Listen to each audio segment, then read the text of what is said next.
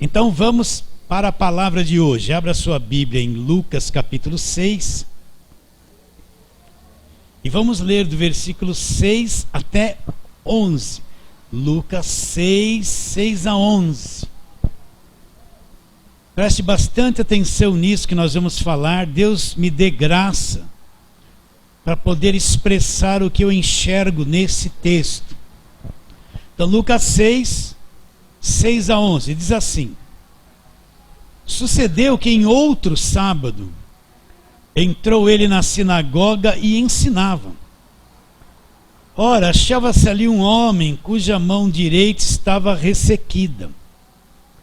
Os escribas e os fariseus observavam-no, procurando ver se ele faria cura no sábado, a fim de acharem de que o acusar. Mas ele, conhecendo-lhes os pensamentos, disse ao homem da mão ressequida: Levanta-te, vem para o meio. E ele, levantando-se, permaneceu de pé. Então disse Jesus a eles: Que vos parece? É lícito no sábado fazer bem ou mal? Salvar a vida ou deixá-la perecer? E fitando todos ao redor, disse ao homem: Estende a mão. E assim o fez. E a mão lhe foi restaurada. Mas eles se encheram de furor e discutiam entre si quanto ao que fariam a Jesus. Vamos orar. Deus querido, que quer que entendamos a tua palavra. Aqui estão irmãos mais velhos na fé, mais novos, uns que entenderam mais, outros que entenderam menos. Estão aqueles irmãos lá da internet, sendo libertados da lei, do falso evangelho, da escravidão. Eu quero te pedir que o Senhor venha abrir o nosso entendimento. Queremos ver, Senhor. Queremos enxergar. Queremos a palavra revelada dentro de nós. Ela sim que é a verdadeira libertação. Acreditando que será assim, nós oramos pela fé. Em nome de Jesus. Amém. Cada vez que eu leio esse texto aqui, eu já falei isso com vocês, eu me reporto lá no passado, quando eu estava no grupo escolar, nos primeiros anos de escola. Naquele tempo a gente ia para a escola com 7 anos, e era o grupo escolar. E eu lembro que um daqueles anos, eu caí numa classe que tinha um garoto lá como eu. Só que ele não tinha uma mão ressequida, ele tinha as duas. Uma bem pequenininha assim, né? E eu me lembro que na ponta daquela mão tinha um dedinho só. E a outra um pouquinho mais comprida. Tinha o formato de mão, faltavam alguns dedos lá, mas ele conseguia escrever com aquela mão ressequida que era um pouco maior. E como eu era um pouco mais crescido, a professora naquele tempo, ela punha os menores na frente e até os maiores chegarem no fundo da classe, né? E eu era mais alto que ele, sentava no fundo. E quantas vezes eu terminava de fazer a lição e eu olhava para ele. Ele estava ali tortinho, se esforçando para tentar cumprir, fazer aquela lição que a professora tinha escrito ali na lousa. E eu lembro que nós fazíamos educação física, tinha lá um dia da semana que a gente jogava uma bola na quadra. E quantas vezes eu olhava assim num canto, todo mundo correndo, e aquele garoto lá num canto ali parado, que ele não podia jogar bola, ele se desequilibrava, ele não tinha um equilíbrio perfeito.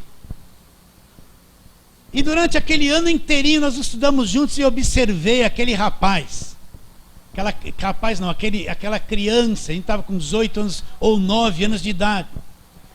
E depois de muitos anos eu já casado, convertido, um dia eu estou num vagão do metrô e tocou a campainha, abriu a porta numa estação. Quem eu vejo entrar lá no fundo do vagão? Ele entrou. Ele tinha uma pastinha debaixo daquele bracinho. Agora ele está mais velho, desgastado, mais velho. Eu olhei bem para ele. Fui lá no passado, naquele ano que estudamos juntos. Mas agora eu via um homem já velho, uma expressão assim, não de alegria no rosto, mas de tristeza, daquele mesmo jeitinho, só que homem. E eu fiquei pensando e lembrei desse texto, o homem da mão ressequida. E olhando para ele eu percebi que ele não se casou. Ele não teve uma vida normal. Aquele jeito que ele nasceu, lhe roubaram todos os atributos principais da vida. Não tudo, não estou dizendo isso. E agora ele envelhecido, o tempo passou e ele continuava daquele mesmo jeitinho. Quando eu falo assim, não é discriminar ninguém, eu só estou citando um exemplo. E a mão mirrada roubou todos aqueles anos, daquela criança que se tornou um homem. E eu fiquei pensando, Jesus entra num sábado na sinagoga. O que é a sinagoga? Você pode me dar uma aula? Era o lugar onde os judeus se reuniam de sábado. O judeu era obrigado a guardar o sábado. O judeu, quem estava debaixo da lei. A igreja não é obrigada a guardar sábado. O sábado foi abolido na nova aliança. Não se guarda sábado. Mas os judeus guardavam o sábado.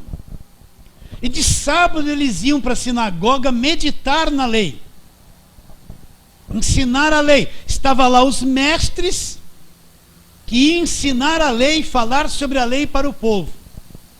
Então Jesus vai lá num sábado na sinagoga. E lá no meio da reunião, esse homem está lá, não sabemos há quanto tempo ele estava ali. Quantos anos ele tinha, se era velho, se era moço.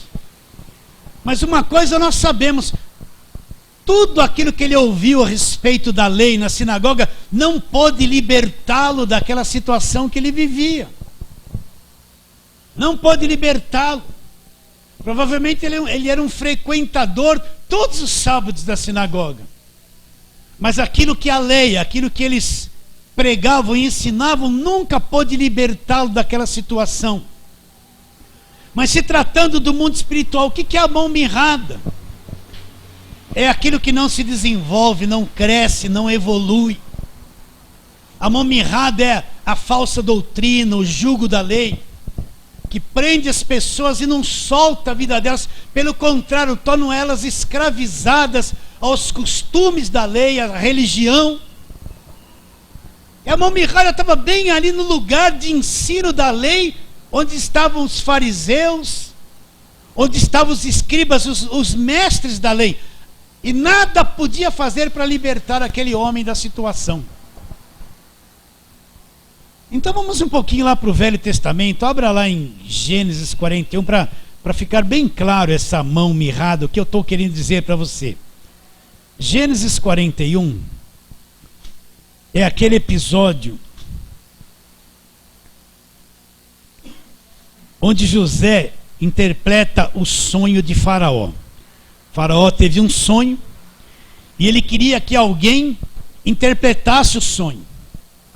E foram lá muitas pessoas, os magos, os videntes, né? Se a gente fosse falar nos dias, foram lá os pentecostais, os profetas, os reveladores. E o Faraó disse uma coisa: olha, eu não vou contar um sonho para vocês. Se é verdade que vocês interpretam, então vocês têm que falar o sonho e a interpretação. E ninguém conseguiu fazer isso. Aí lembraram que José estava preso e ele tinha interpretado um sonho lá para o copeiro-chefe, né? E mandaram chamar. Então no capítulo 41, vamos lá, vamos ler. Passados 2 anos completos, Faraó teve um sonho. Parecia-lhe achar-se ele de pé junto ao Nilo, e do rio subiam 7 vacas formosas, avistas e gordas, e pastavam no carriçal. Após elas subiam do rio outras 7 vacas feias, avistas e magras. Pararam junto às primeiras à margem do rio. As vacas feias, avistas e magras comiam as 7 formosas, avistas e gordas. Então Faraó acordou. Tornando a dormir, sonhou outra vez. De uma só haste saíam 7 espigas cheias e boas. Após elas nasciam 7 espigas mirradas, crestadas do vento oriental. As espigas mirradas devoravam as 7 espigas grandes e cheias. Então acordou o faraó, fora isso um sonho. Agora, vamos para o versículo 25, que José vai interpretar esse sonho de faraó. Então lhe respondeu José: o sonho de faraó é apenas um. Deus manifestou ao faraó o que há de fazer. As 7 vacas boas serão 7 anos, e as 7 espigas boas também 7 anos. O sonho é um só.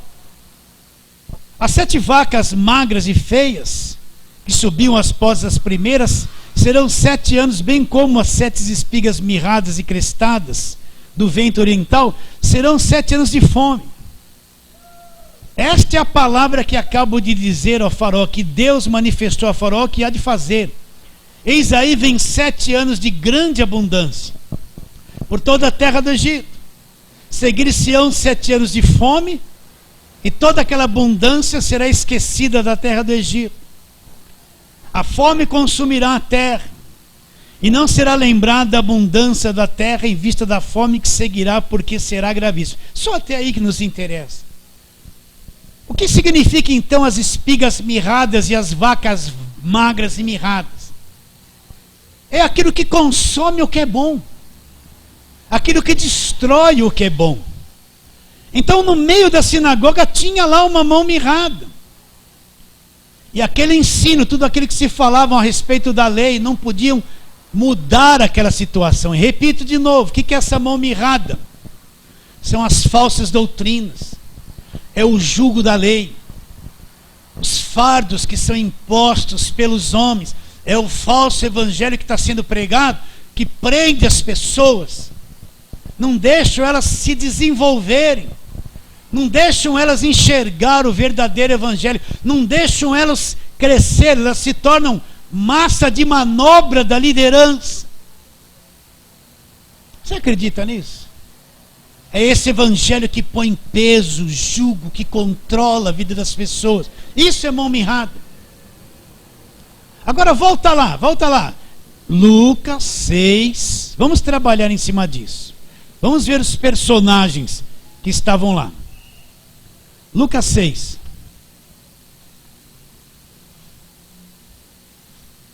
Lucas 6. Vamos ler do versículo 6. Sucedeu que em outro sábado entrou ele na sinagoga e ensinava. Achava-se ali um homem cuja mão mirrada estava ressequida. Agora, olha lá o que participava do auditório. Os escribas e os fariseus observavam-no, procurando ver se ele faria a cura no sábado, a fim de que o acusarem. Então tem gente lá no auditório que se opõe a Jesus Cristo. O que representa Jesus Cristo ali no meio daquela sinagoga? Representa a misericórdia de Deus, a graça de Deus, o evangelho da graça de Deus, a sã doutrina, o evangelho da verdade, a palavra da verdade. Agora ali tem um monte de fariseus que são contra, se opõem. A preocupação deles não era entender o que Jesus iria falar.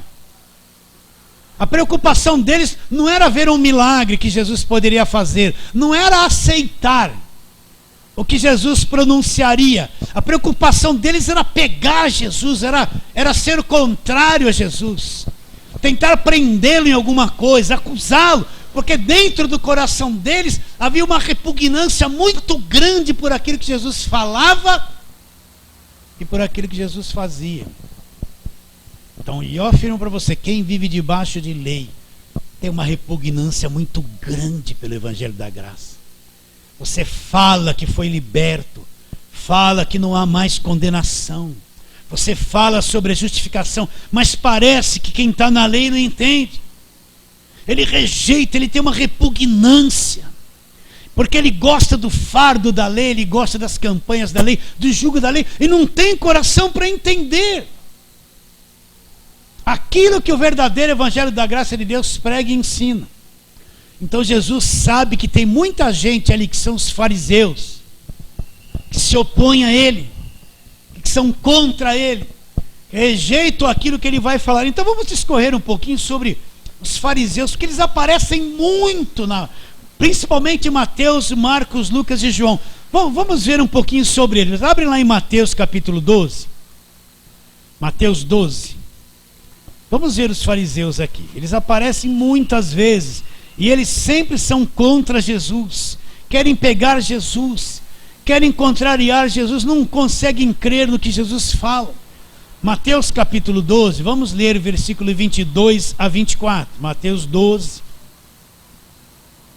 Então lhe trouxeram um endemoniado, cego e mudo, e ele o curou, passando o mudo a falar e a ver.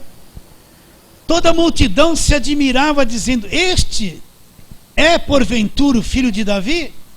Agora olha só o coração dos fariseus, eles não conseguiam crer, não conseguiam receber Jesus Cristo, não conseguiam ver Deus na pessoa de Jesus Cristo. Mas os fariseus, ouvindo isso, murmuravam. E o que eles falavam? Este não expele demônios, senão pelo poder de Belzebu, maioral dos demônios. Eles chamavam Belzebu o maioral dos demônios. Vamos lá, Mateus capítulo 15, vamos encontrar eles em outra situação. Mateus capítulo 15, de 1 a 9, vamos ler. Então vieram de Jerusalém a Jesus alguns fariseus e escribas e perguntaram, olha eles aí de novo: por que transgridem os teus discípulos a tradição dos anciãos? Pois não lavam as mãos quando comem. Eles eram extremamente religiosos. Eles tinham um ritual de lavar as mãos para poder comer. E lavar as mãos faz bem, mas fazia parte da religião deles. Então eles estão muito bravos porque os discípulos de Jesus não lavavam as mãos para comer.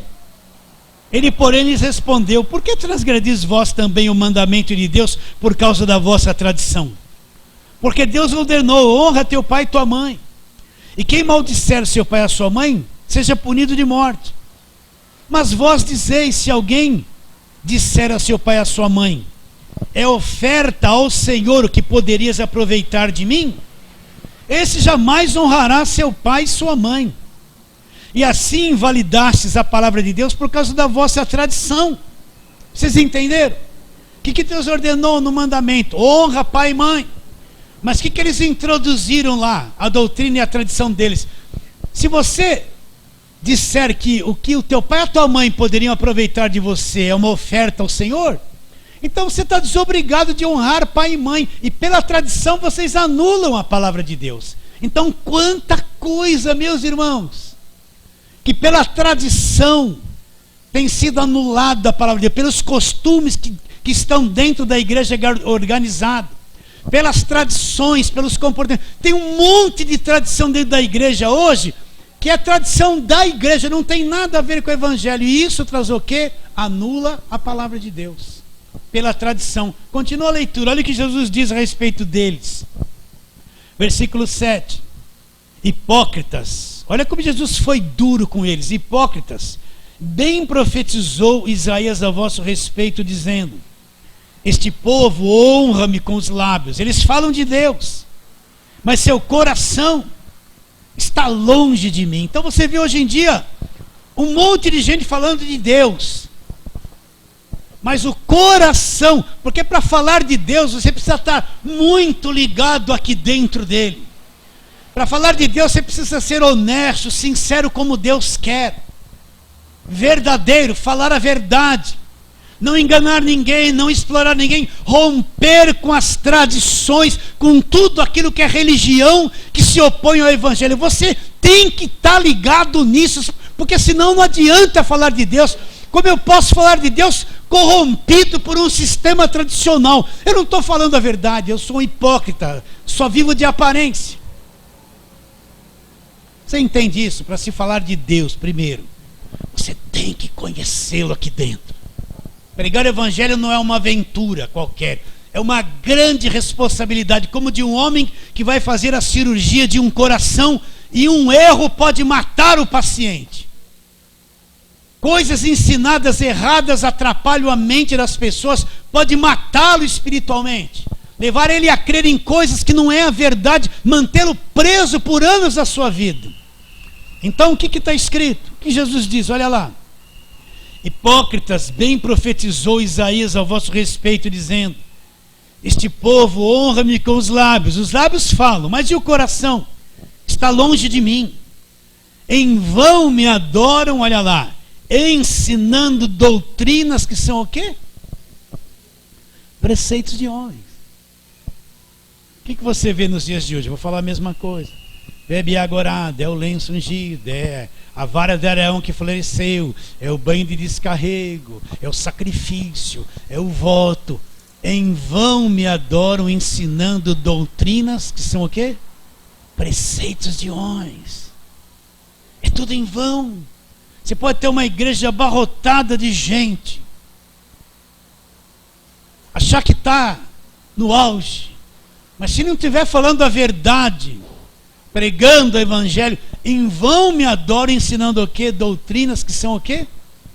Preceitos de homens. Olha só, o que eles faziam. Eles estão lá na sinagoga, são contra Jesus, não conseguem recebê-lo, não conseguem entendê-lo, não conseguem crer nele. Vamos para outro texto. Mateus capítulo 16 já é o seguinte. Vamos ler do versículo 5 até o versículo 12.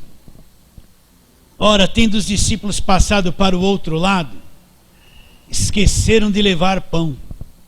E Jesus lhes disse: vede, acautelai-vos do fermento dos fariseus e dos saduceus. Eles, porém, discorriam entre si, dizendo: é porque não trouxemos pão. Percebendo-o, Jesus disse: por que discorreis entre vós, homens de pequena fé, sobre o não terdes pão?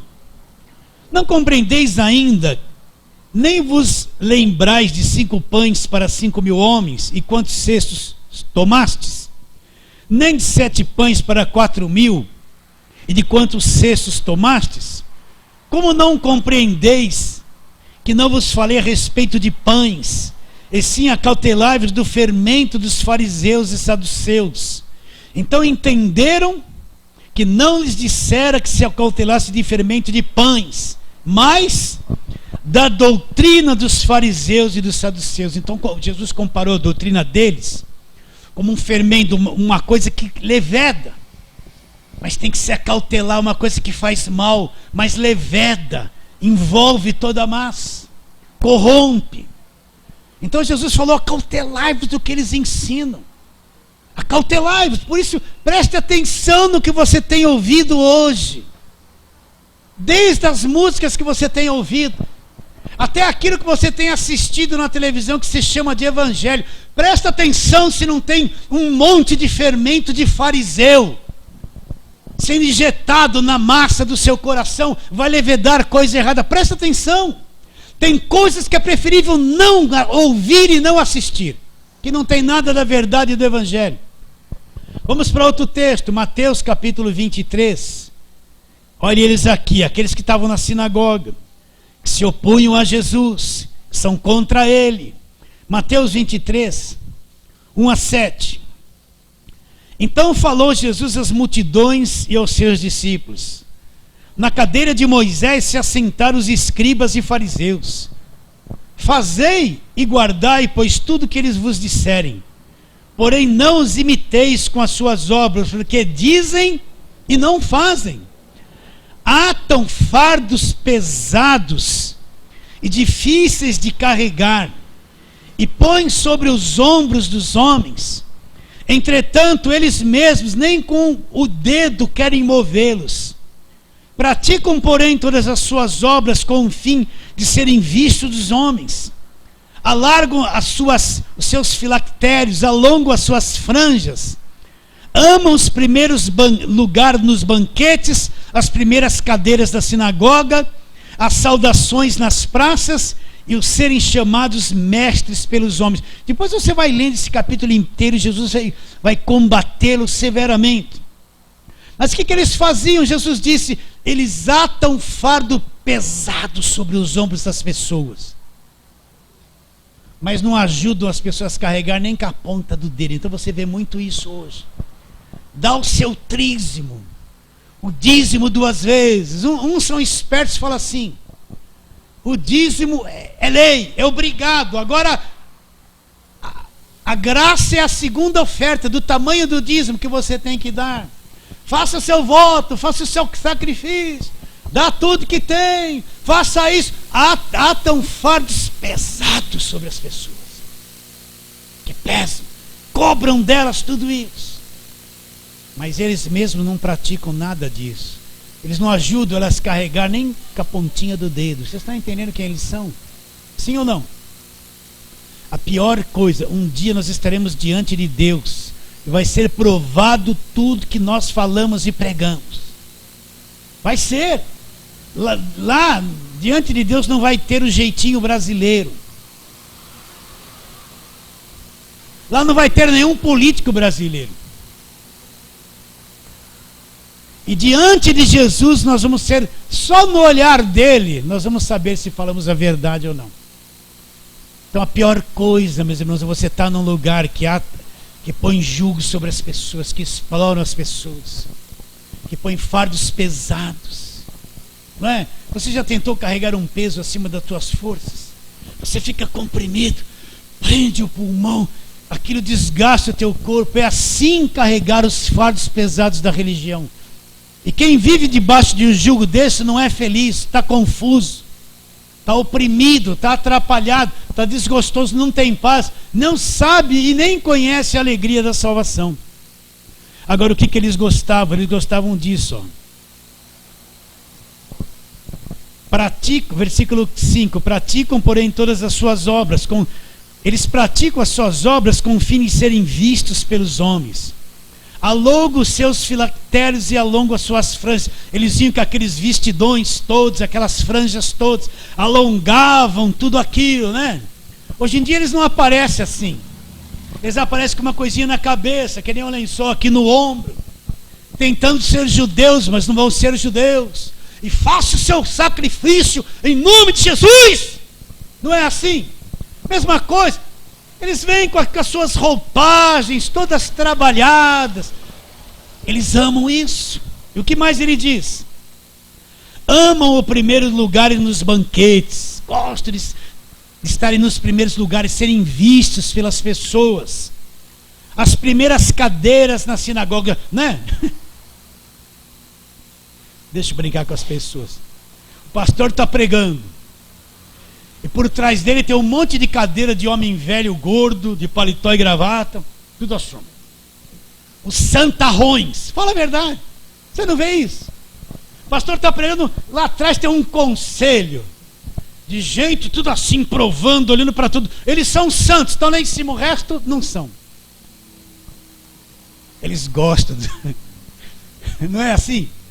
De vez em quando um lá dá uma rajada de ripalapapá. Não dá uma rajada? Falde! Não é isso? Não é isso ou não? Você já viu isso? Amam esses lugares. Se tirar a cadeira deles de lá, sai um racha na igreja. Sai. Não sai? Sai. Sai briga. Faz isso para ver. Faz isso para ver. E eles gostam nas saudações nas praças e serem chamados assim. Vocês são mestres, né? Ouço a pregação, ouço a revelação. Nossa, como tudo isso é maravilhoso. Meus irmãos, todo e qualquer elogio humano para quem prega é um veneno, é coisa amarga. Sabia disso? Porque se ele achar que vai ser um problema. Está prestes a tomar um tombo. Vamos ver mais sobre os fariseus, para você entender o coração daquela gente que estava com ódio do que Jesus falava ali. Ódio da visitação da misericórdia, do evangelho, da graça de Deus na pessoa de Jesus Cristo. Vamos lá, Lucas capítulo 18, vamos lá, Lucas 18, vamos ver aquela oração que nós já lemos aqui bastante. Olha o fariseu como ele pensa e enxerga as coisas a respeito de si mesmo. Do versículo 9 até o 14. Propôs também esta parábola a alguns que confiavam em si mesmos, por se considerarem justos e desprezavam os outros. 2 homens subiram ao templo com o propósito de orar, um fariseu e outro publicano. Olha o fariseu de novo aqui, ele subiu no templo a fim de orar. Mas olha a oração dele. O fariseu, posto em pé, orava de si para si mesmo. Olha a oração que ele fazia, estava cheio de si. Ele diz assim: desta forma, ó Deus, graças te dou. Não sou como os demais homens. Se achava muito superior aos demais homens. Por quê? Os demais, como que ele via os demais homens? Olha lá. Roubadores, injustos, adúlteros. Aí olhou, tinha lá um publicano. Nem ainda como esse publicano. Agora, olha lá ele. Eu jejuo 2 vezes por semana. Dou dízimo de tudo quanto ganho. Olha em que ele se apoiava a justiça própria. Olha em que ele baseava a sua própria justiça. Eu jejuo 2 vezes por semana. Me consagrei, passei no monte, jejuei. E dou dízimo de tudo quanto eu ganho. Ele se achava muito superior às demais pessoas porque cumpria esses quesitos da lei. Se achava muito santo. Não sou como os demais homens. Os demais homens são tudo pecadores, né? Roubam, adultério. Eu não sou muito santo. E esse publicano é coitado. Os fariseus são assim. Você enxerga isso ou não? Meu irmão, deixa eu te falar uma coisa. Nunca se acha alguma coisa. Entenda isso. Nunca se ache que você é alguma coisa. Nunca pense que você é um pouquinho melhor. Nós somos juízes. A nossa carne gosta de julgar. Então a gente julga todo mundo com a maior facilidade. A gente julga baseado na nossa justiça. Entende? Mas você tem que fazer uma coisa. Você tem que se julgar baseado em Jesus Cristo. Aí você vai se sentir bem pequeno. É com Ele que você tem que se avaliar. Então é fácil julgar, mas nunca se ache alguma coisa. Não pense que somos alguma coisa. Não pense que somos melhores, que somos mais santos, mais corretos. Nós temos pontos de vista diferentes uns dos outros. Mas se achar que é melhor, que é mais santo, que está mais certo, e desprezar a quem quer que seja, se você puder mortificar pelo Espírito esse feito da carne, você vai ser mais feliz. Você vai estar mais livre. Nenhum pregador venha se achar que é alguma coisa. Pensar que é o bom, que a sua pregação é melhor, que a sua língua é mais forte. Quando você vê essa gente falando em oração forte, pela minha fé eu vou te libertar, está cheio de farisaísmo aí, não é a verdade. Então, ele orava de si para si mesmo. Se achava isso. Mas Deus não ouvia a oração dele. Agora o publicano, em pé, longe, não ousava nem ainda levantar os olhos aos céus. Batia no peito e dizia: ser propício a mim, pecador. Quem foi justificado? O publicano foi justificado para sua casa. Mas o fariseu não foi justificado. E Jesus termina dizendo o quê? Quem se exalta será humilhado. E quem se humilha será exaltado. Então seja humilde. É a melhor coisa. O importante é ser exaltado por Deus e não pelo homem. Está bem claro isso? Se Deus te exaltar algum dia em qualquer coisa, é Deus que te exaltou. Mas ser exaltado pelo homem não é bom. Você corre o risco de acreditar que é verdade e achar que é mesmo. Vamos ver outra coisa. João capítulo 8, sobre os fariseus. João 8. Versículo de 1 a 11, eu vou ler bastante todas essas coisas aqui. Jesus, entretanto, foi para o Monte das Oliveiras. De madrugada, voltou novamente para o templo. E todo o povo ia ter com ele. E assentando-os ensinava. E os escribas e fariseus de novo trouxeram à sua presença uma mulher surpreendida em adultério.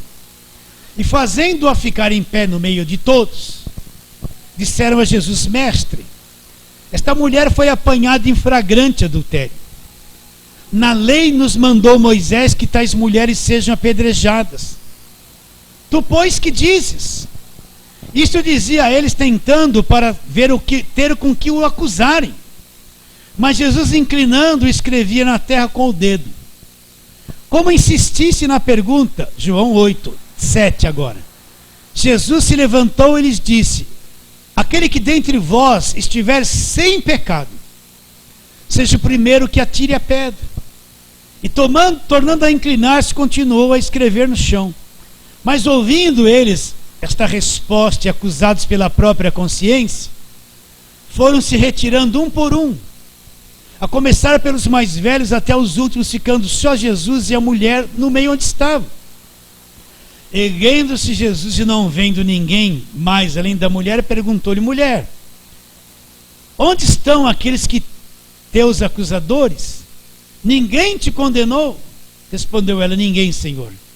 Então ele lhe disse: nem eu tampouco te condeno. Vai em paz, vai e não peques mais. Então os fariseus queriam pegar Jesus. Na lei dizia assim: o que fosse pego em adultério, tanto homem como mulher. Mas o homem eles não trouxeram, era uma coisa combinada, trouxeram só a mulher. Agora nós vamos pegar ele. Se ele tem que falar, tem que cumprir a lei, manda apedrejar. Se ele disser, não apedreja, nós vamos acusá-lo que ele não é um cumpridor da lei. Então eles vieram, trouxeram, lançaram a mulher e disseram, os acusadores: na lei, Moisés ordenou que tais mulheres sejam apedrejadas. E você, o que diz? Jesus ficou quieto. Como eles insistissem, acho que eles pensaram assim: agora vamos pegar ele. Mas Jesus foi no ponto central. Olha como eu gosto da sabedoria de Jesus, né? Jesus falou assim para eles. Eles nunca pensariam que Jesus iria falar isso. Jesus disse o que para eles? Aquele que dentre vós estiver sem pecado, seja o primeiro a tirar a pedra. Jesus sabia que todos eles eram pecadores, mesmo sendo fariseus. Eles eram todos pecadores. O que aconteceu? Dos mais velhos para os mais novos começaram a se afastar e foram todos embora. E olha aqui a graça, o evangelho. Jesus falou: mulher, onde estão os teus acusadores? Na lei mandava matar, mas Jesus estava ali. Cadê os teus acusadores? Ninguém te condenou? Não, Senhor. Nem eu te condeno. Vocês estão entendendo? Agora, pois, nenhuma condenação existe para quem? Para os que estão em Cristo Jesus. Nem eu te condeno. Vais, agora não faça mais isso. Não peques mais, evita fazer isso. Jesus não lançou nada na cara dela, não acusou, não pôs ela de banco, não fez ela ir na frente da igreja e contar para todo mundo e confessar o pecado. Não falou nada, não falou se ela estava bem ou mal vestida, não acusou a roupa dela, ele só falou assim: nem eu te condeno. Está entendendo o evangelho? Vai, não faça mais isso. Não condenou ela, libertou ela da mão dos fariseus, do apedrejamento, libertou ela de onde? Da lei, que a lei tinha que apedrejar. Entende isso? Volta lá para Lucas, vamos voltar lá, Lucas 6. Quem estava ali no meio? Versículo 7. Os escribas e os fariseus observavam-no, procurando ver se ele faria uma cura no sábado. Veja bem, olha o coração deles. Estava tão endurecido que até que se Jesus fizesse uma cura no sábado, eles iriam acusar. Eles não compreenderiam que uma cura era um benefício para a pessoa. Até curar no sábado era transgressão no coração deles. Para você ver como a lei endurece o coração. Versículo 8. Mas ele, conhecendo-lhes os pensamentos, por isso que eu digo, Jesus conhecia o coração. Jesus tinha o poder de penetrar dentro de cada um que estava ao redor dele ali. Saber, ainda que eles nem falassem o que ele estava sentindo, o que estava pensando. Jesus, conhecendo o coração, que eles estavam em silêncio, não tinham falado nada, mas Jesus sabia a intenção de dentro deles. Mas ele, conhecendo-lhes os pensamentos, disse ao homem da mão ressequida: levanta-te e vem para o meio. E ele, levantando-se, permaneceu de pé. O que aquele homem pensava? Levante-se, expõe essa mão ressequida, vem para fora com tudo isso. Tudo que ele aprendeu na sinagoga não libertou ele daquela situação. Mas Jesus manda ele levantar e vir para o meio. Ele veio, fica em pé ali, exposto para todo mundo. Agora veja bem. Então Jesus faz uma pergunta: que vos parece? É lícito no sábado fazer bem ou fazer mal? Salvar a vida ou deixá-la perecer? O que Jesus está mostrando? Que toda aquela tradição, aquela lei, aquela guarda do sábado não resultava em nada. O importante é fazer o bem, é libertar, é curar, é trazer a bênção para as pessoas, falar a verdade. Não importa mais guardar sábado, guardar lei. Então Jesus está questionando o que estava na mente deles. É lícito fazer bem ou fazer mal? Salvar a vida ou deixá-la perecer? E fitando todos ao redor, disse ao homem: presta atenção, estende a mão. Se aquele homem tinha ali aquela mão mirrada, nunca aquilo tinha sido estendido. Jesus agora vai tirar aquilo, vai destruir aquela coisa mirrada, vai estender, vai soltar o homem daquela situação. O que era a mão mirrada mesmo que nós falamos? Isso é uma representação espiritual, é a falsa doutrina, é o peso da lei, é o jugo da lei, é o domínio dos fariseus. Isso é mão mirrada, que não desenvolve, as pessoas ficam presas, não entram na plenitude do evangelho. Mas agora Jesus vai eliminar isso, vai estender aquela mão, vai tirar aquele homem da situação. Então o que Jesus fala? E fitando todos ao redor, disse ao homem: estende a mão. O homem poderia pensar: mas eu vou estender a mão. E estendeu e fez. E quando ele estendeu a mão, olha, isso que é milagre. O que é milagre? É uma coisa que quebra a própria natureza. Por natureza, aquela mão dele nunca iria se estender e crescer. Mas o milagre é aquilo que quebra até a própria natureza. É uma coisa sobrenatural.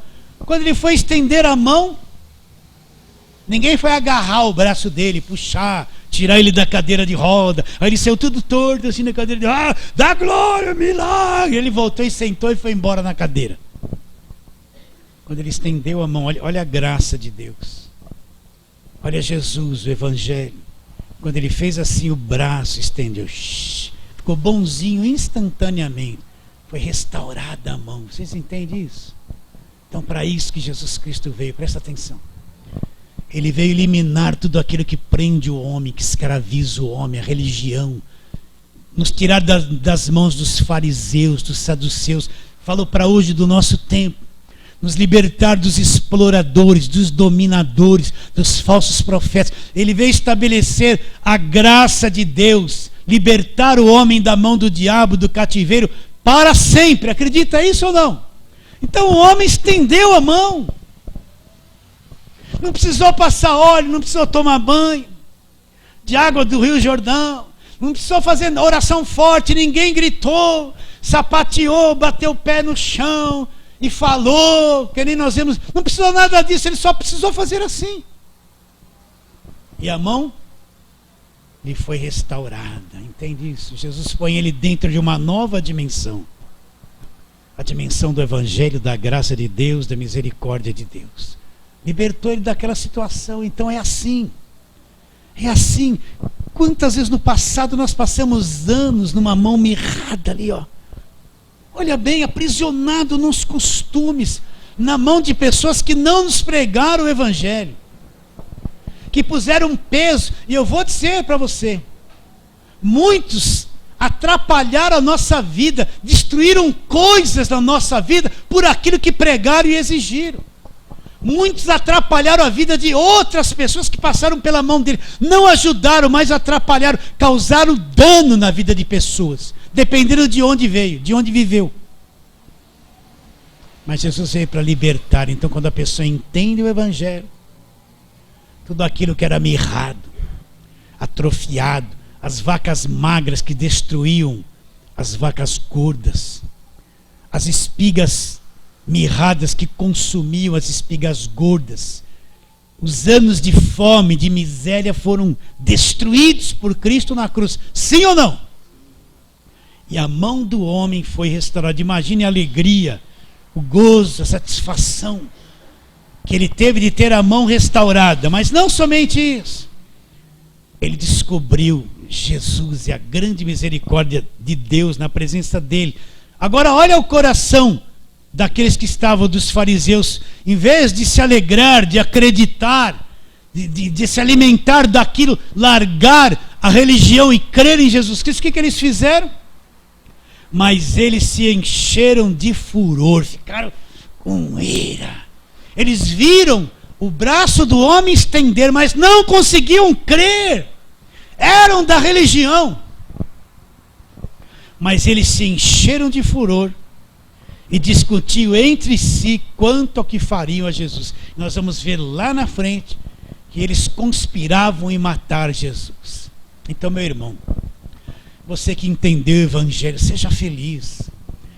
Você que na tua vida que superabundou a graça, onde abundou o pecado, superabundou a graça. Seja feliz. Viva um dia de cada vez com paciência. Está passando luta, tribulação? Não faça como eu, que às vezes se irrita. Pastor, o senhor se irrita? Às vezes muito. Seja feliz. A graça, a abundante graça chegou na sua vida. E conhecereis a verdade, e a verdade conhecida vos libertará. Vamos ficar em pé e terminar.